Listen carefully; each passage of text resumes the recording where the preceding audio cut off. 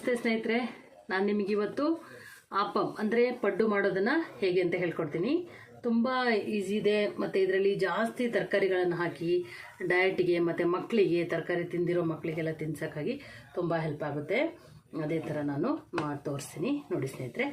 ಈಗ ಇದರಲ್ಲಿ ನಾನು ತರಕಾರಿಗಳನ್ನು ತಗೊಂಡಿದ್ದೀನಿ. ನಿಮ್ಮ ಮನೇಲಿ ಏನು ತರಕಾರಿ ಇದೆ, ನಿಮ್ಗೆ ಏನು ಇಷ್ಟ ಇದೆ ಅದನ್ನು ಹಾಕ್ಬೋದು. ಬಟ್ ನಾನು ಬೀನ್ಸು, ಕ್ಯಾರೆಟು, ಕ್ಯಾಪ್ಸಿಕಮ್ಮು ತೊಗೊಂಡಿದ್ದೀನಿ ಮತ್ತು ಕ್ಯಾಬೇಜ್ ತೊಗೊಂಡಿದ್ದೀನಿ. ಆಮೇಲೆ ಇದ್ರ ಜೊತೆ ಈರುಳ್ಳಿ ತೊಗೊಂಡಿದ್ದೀನಿ. ಆಮೇಲೆ ಅರಿಶಿನ ಪುಡಿ ತೊಗೊಂಡಿದ್ದೀನಿ. ಸ್ವಲ್ಪ ಸಾಸಿವೆ ಬೇಕು ಮತ್ತು ಎಣ್ಣೆ ಬೇಕು. ನಿಮಗೆ ಗೊತ್ತಿದ್ದಾಗೆ ಸ್ನೇಹಿತರೆ, ನಾನು ನ್ಯಾಚುರಲ್ ಎಣ್ಣೆ, ನಾನೇ ನಮ್ಮನೆ ಮಾಡಿಸಿರೋ ಎಣ್ಣೆ ಇದನ್ನು ಯೂಸ್ ಮಾಡ್ತೀನಿ.